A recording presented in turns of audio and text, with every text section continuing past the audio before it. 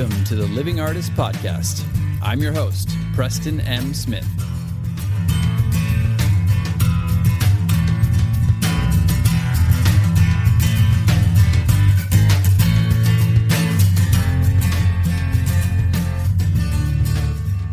Hey, everybody. Welcome to the Living Artist Podcast. I'm Preston M. Smith, at PMS Artwork everywhere on internet land and socials. I want to thank you for landing on this podcast. Whether you're a professional artist, just getting started in the art world, a collector of art, or just consider yourself a creative person, this podcast has something for you. I like to think of it as a fun way to rant and talk to other creative people about living the life of an artist, surviving and getting ahead in the art world, and enjoying your life. But most importantly, not waiting until you're dead to make it happen. All right, let's get started.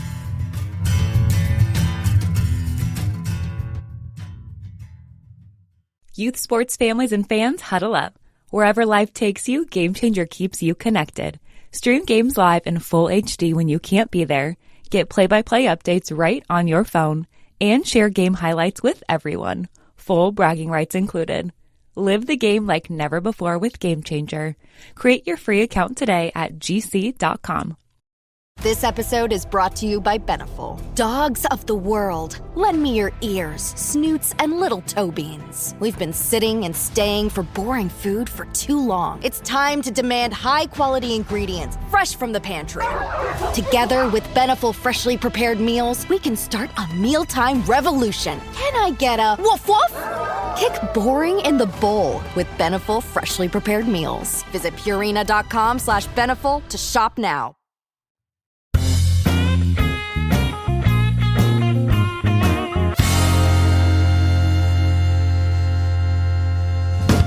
Oh, wow. Okay.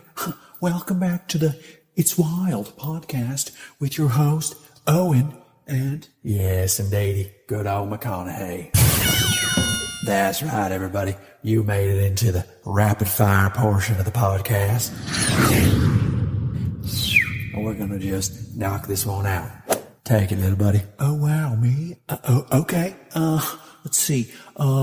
Billy writes in, what is the secret to your success? Well, hell, son, this one's easy. Good old McConaughey just rolls out of bed first thing in the morning, looks at myself in the mirror, greases up my chest, and says, all right, big dog, you got this. You own this day, buddy boy, and all good things will come to you. Oh, wow. I love that. Mine's pretty similar without the chest greasing. But I just open some emails and make myself an espresso. And I just start reading and say no to 90%. And the rest is wild. It just, falls into place. Yes, indeedy. I love that answer. Well, Owen, buddy, getting a little tired. Let's go sit by the infinity pool, take ourselves a break, and sip on some margaritas. Oh, wow. Great idea. Don't have to tell me twice.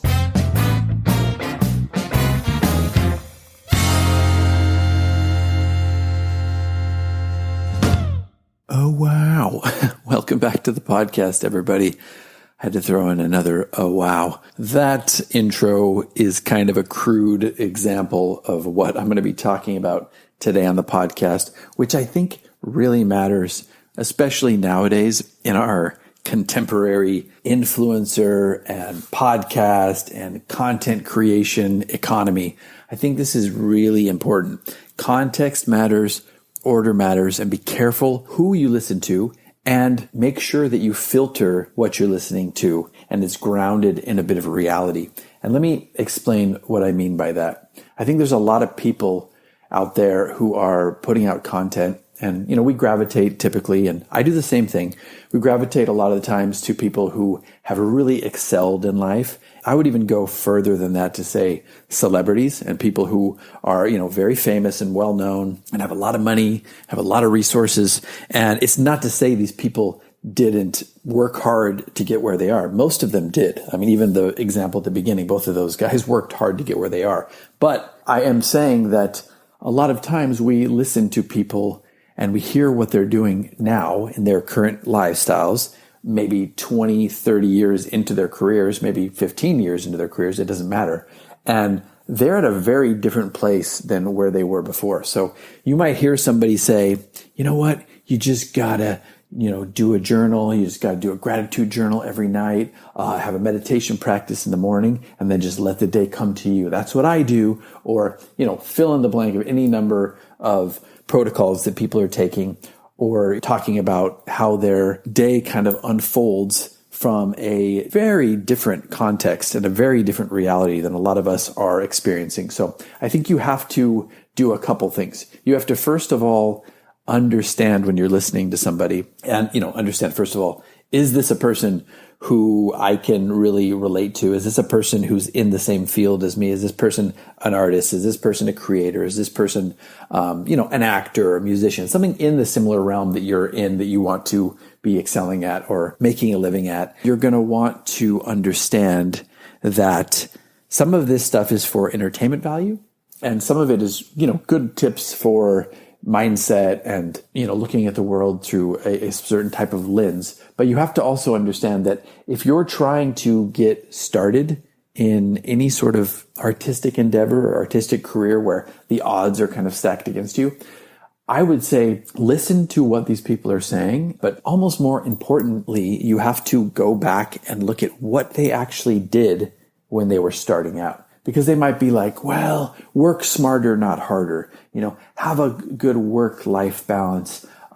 Make sure you're fitting in, an hour of meditation and gratitude journaling and all this stuff. But if you go back and look at where they actually started, they might have been not sleeping. They might be prioritizing sleeping now, but they might have not been sleeping. They might have been burning the candles at both ends. They might have been pounding the pavement every day. They might not have had time to be doing meditation and journal. I mean, I would argue it's very important to try to fit those things in as much as you can, and a lot of the things that I've talked about. But you might see a very different picture, is what I'm saying, from where they are now to where they were when they started out. Maybe when they were broke, they didn't have the same mindset, obviously, because, you might be coming a little bit more from a scarcity mindset when you're broke, and you might just be like living on this adrenaline and living in this fight or flight situation and just going out there and letting that fuel your ability to create and get things done. And you might be coming from an ultra stressed mindset at that point. But when you hear them now, they're coming from a place of relaxation. They have that insurance policy and bank account that gives them a little bit of breathing space. Some people call it escape velocity. Problems shift in life. Everybody has problems, but the problems aren't anymore, how am I going to get my career started? And how am I going to get people to take notice of what I'm doing? How am I going to get people to notice my art? And how am I going to get galleries to, take on me as an artist and as a client and expose me to their clientele? How am I going to get these art marketplaces to look at my portfolio and see me as a worthy artist to put on their roster? These are all very different things at the beginning than when you're looking back on it 20 years down the road, and then you're just trying to fine tune little things. So that's kind of what I wanted to talk about today, because I think we all get a little bit lost in content creation and influencers and people who are just killing it all the time. And we kind of go, well, how can we do that? And if you're listening to them now from their current perspective, it's going to be different advice than what we might need sometimes in our startup perspective and mindset. And I'm going to give a few examples of some of these things because context really does matter. Even take, Owen Wilson, who, I'm poking fun at these guys at the beginning, but I actually like Owen Wilson and Matthew McConaughey. It's just, they're fun to do. They're fun voices to do. And I get a kick out of doing them. But Owen Wilson, I don't know a lot about his upbringing, but I know at the beginning they were struggling to get ahead, him and his brother. And they shot their own movie, Bottle Rocket, in the 90s, and they got that done themselves. I believe they produced it themselves. They did everything. They directed it. They wrote it. They starred in it. They had to create a vehicle for themselves to get seen. And that's not a guarantee either, but at least it gives you a little bit of an understanding that things don't just come to everybody. Sometimes you have to make it happen. And I'm sure there's a lot of hard work and long hours and pounding the pavement and trying to make connections and all these things behind the scenes that we don't see now, as, these people are now ultra famous and have a big team of people working for them. It's a completely different world. If you want to talk about in the wellness world, even like for me, I've been struggling with this illness for, 6 years going on, 25 years. And I didn't even get a diagnosis, an accurate diagnosis, until 2.5 years ago. But I've been treating this for a long time. And now I've done so many things. I've thrown all these biohacks and supplementation and pharmaceuticals and nutraceuticals and doctors and mindset and limbic retraining and all of the stuff that I do, breathing work and, mindset and meditation and, PMF mats and ozone and saunas and, frequency medicine and all this stuff that I do. I mean, that's just a small fraction of what I do to try to get well. And it's been a really hard uphill battle, and it's been hard to get any progress at all. But I would not tell a person, if somebody were to come to me and say, look, I have the same diagnosis that you have and I'm really struggling, I wouldn't just tell them to start doing exactly what I'm doing now. I would tell them to start with the basics. I would say, get your mindset right first, go low and slow, work on your nervous system, calm your nervous system down first, because if you don't calm yourself down and get yourself out of a state of fight or flight, which is chronic illness, which I would argue all of us live in nowadays, but people who are ill and who have a disease and who are chronically ill with a complex chronic illness, that's the number one thing that you have to start with. You've got to get that foundation right, and you've got to start slow, and it's not sexy, and it's going to take a long time. I'm not even there yet at all, but I have done so many things along this timeline that I would never tell somebody to do at the beginning if they're just starting their journey, because you actually might hurt them, or worse, they could even kill somebody in that state if they try to do too much, too soon, too fast.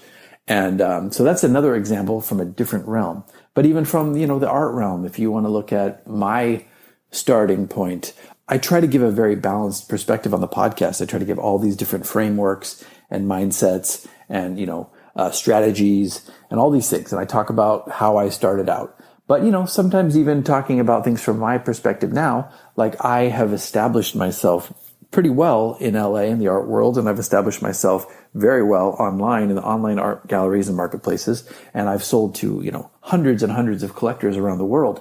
So I have that stuff going for me.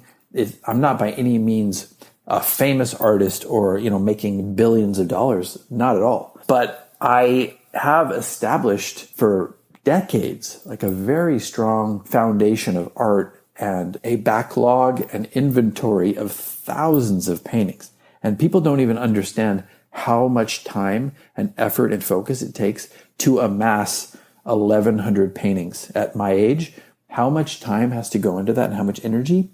And now I'm, focusing on selling my work around the world. I mean, obviously I'm focusing on my illness right now, but in general, before that and through that and beyond that, I'm focusing on selling my work to collectors around the world, getting my art into bigger and better places. But I've established, even with these art marketplaces, in their algorithms, in their, in the people who work for the art galleries, they know my name, they know who I am, they know that I'm a reliable source. They know that I'm going to ship my work on time. They know that collectors don't return my work. And that's something that takes time and energy and effort and a backlog of work and time in the studio and time working on yourself as an artist. If you haven't done all of that groundwork, you're not ready to be doing all this stuff. I mean, you can try. You might fall flat on your face. You might get lucky. You might have to, hit the ground running and then do a bunch of hurry and catch up in the studio. It's possible, but I would argue that if you wanted to look at how it worked for me, it goes back 20 plus years, way back before I was making a living as an artist, back when I was struggling and waiting tables and, very poor. And you have to look at that period when I was study and play. Come together on a Windows 11 PC. And for a limited time, college students get the best of both worlds. Get the Unreal College Deal. Everything you need to study and play with select Windows 11 PCs. Eligible students get a year of Microsoft 365 Premium and a year of Xbox Game Pass Ultimate with a custom color Xbox wireless controller. Learn more at windows.com/student offer. While supplies last. Ends June 30th. Terms at aka.ms/collegepc. Get business done with the new American Express Graphite Business Cash Unlimited card. With unlimited 2% cash back on all eligible purchases, unlimited 5% cash back on flights and prepaid hotels booked through American Express Travel Online, and a flexible spending capacity that can grow with your business, you'll have the confidence to keep building. Apply today and earn a welcome offer of $1,500 cash back after you spend $50,000 in qualifying purchases on your new card within the first 6 months of card membership. Terms apply. Learn more at go.amex/graphite. LinkedIn's AI-powered job search can help you find the most relevant roles based on your goals and experience. It cannot help you find something to talk about in the elevator. So, ride any dragons this weekend? It can help you find your next job just by describing it in your own words. It cannot stop your coworker from describing their dreams. So I was flying, right? And while we can't help you advance in the office foosball tournament, LinkedIn can help you advance in your career. LinkedIn is the network that works for you. Back in the lab, and I had that fire burning in my gut, and I'm all the time creating work, figuring out who I am as an artist. When I first started out, and I had a few years under my belt, I heard from galleries like, you don't even know who you are yet. And I hated hearing that at the time. But looking back on it, I tend to agree, because figuring out your identity and figuring out your styles and figuring out your voice as an artist, it takes time. And you can't just like manufacture that and throw that together with, 20, 30, 40, even 100 paintings under your belt maybe. You have to really go through the process of figuring out your style, figuring out your voice, figuring out what you want to say and what you're trying to say as an artist. Are you trying to deliver an experience to people that's coming from an authentic place of your own personal struggles? What are you trying to say? And if you haven't honed in on that first, you're not ready for all that other stuff. That stuff comes down the road. And you can be trying to lay the tracks for that as well. But I would argue that you got to start with the foundation and build low and slow. And you have to start putting in that work before you're ready to hit the ground running. It's like you're pushing a boulder up a hill. And the higher you get, and once you get to the peak, the boulder starts to roll. Then it starts to gather momentum. And then stuff starts to get easier. And maybe not easier, but things start to kind of take on a life of their own. And then you start having all of these people that you've met and all these contacts and all these galleries and all these things that you have on your resume. They start to build up, and you start to have opportunities come to you that you wouldn't have had at the beginning, because nobody knows where to find you or nobody knows what your work looks like. I have people reach out to me every day to be on the podcast. I have people reach out to me about my work just by finding my stuff online, or finding me on a gallery, or finding me on an online art marketplace. Like I did Art and Embassies because somebody found me. Morgan Fox found me online and wanted to work with me. You start to create more and more opportunities, but you have to start and build that foundation. So if you're listening to somebody and they're telling you, man, you just gotta work smarter, not harder. Don't burn the candle at both ends. Prioritize sleep. All these things that people are saying now, it's all valid. But you also need to realize that it is context dependent. Where are you at now? Are you going to need to maybe burn the candle at both ends a little bit more than you would 5 years from now? Are you going to need to spend more time building your body of work? Are you going to need to really go to shows all the time in your off time, because nobody knows who you are at this point? Are you going to need to really establish your presence in that type of scenario, in that type of milieu, so people start to recognize your face or recognize your work, and then you build off of that? It's all kind of context dependent. So that's what I just wanted to say today is, listen to the people who inspire you. Listen to these influencers. Subscribe to their feed, subscribe to their YouTube or their Instagram or their TikTok, wherever you're following them, wherever you're consuming their content, or, follow these celebrities, watch documentaries about them, but also understand that some of the stuff that they're saying now might not apply to where you are right now. It's a hard pill to swallow sometimes, but I think if we do allow ourselves to swallow it, things kind of open up for us, because yes, we have big dreams, and yes, we are trying to manifest certain things, but we are also taking it from a place of realism, knowing that there are steps that are necessary to take to build our perfect art career or music career, or, you fill in the blank, which kind of career you want. So hopefully that has been a little bit helpful for you. It's not something that is negative. It's something that is realistic. I think you do have to have that balance of being grounded in where you are and having big dreams, and kind of having those two things merge. That's what I did. I'll say one last thing before in this podcast.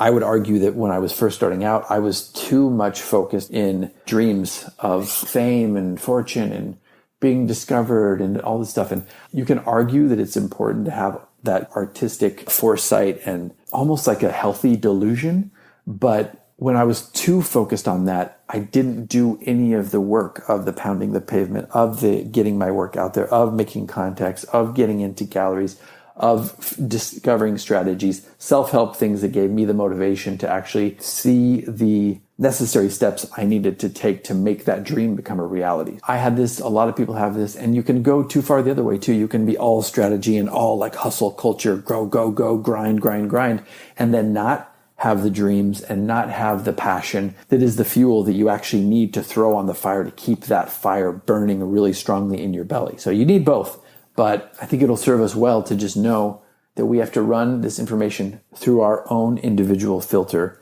And if you are frustrated with seeing people ultra successful talking all the time, do yourself a service and really dig and go back into their history and, find, you can now chat GPT anything. Find where these people started. Where were their roots? Where did they lay their roots and their foundation? And what were they doing at the beginning of their career? And then you can see how much it has changed from the beginning to what they're talking about now. I think it's a useful exercise and something that we all need to kind of be applying to our own strategies. So I'm going to leave it at that for now. Hopefully everybody's doing well out there. Still working on my health and trying to get my head above water. But I appreciate you all out there. Thanks for listening to the podcast. Take care of yourselves. Take care of everybody else in your lives. And we'll see you next time on the next episode, everybody. Okay, bye-bye. Well, hell, son, is that not the best damn margarita you ever tasted? Oh, wow. I mean, it's like I'm speechless. It's wild. Oh, man. Next. Oh, wow. That's better. Get you all the flip-flop. And so long, This has been the Living Artist Podcast. Thank you so much for listening. I just want you to know that I appreciate you being here, and I'm grateful to be in your ears. Your art and creative life on this planet is meaningful, so thank you for sharing it with me. If you like this podcast, whatever platform you're listening to it on, please subscribe and share it with your friends. You can also leave me a positive review to show your support. This helps me to reach more people with the algorithmic magic and keep the show going strong. If you want to see more of what I do and check out the art that I create, you can visit my website at www.pmsartwork.com or follow me on social media everywhere at PMS Artwork. That's it for now. See you back here next time.